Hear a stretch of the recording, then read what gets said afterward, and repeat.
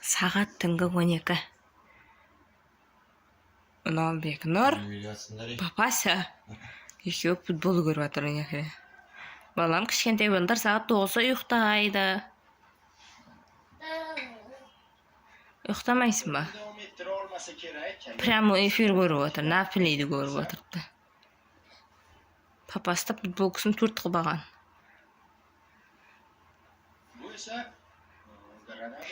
Ертең әжеңе жіберем да, балам? Әне. Футболист. Әне.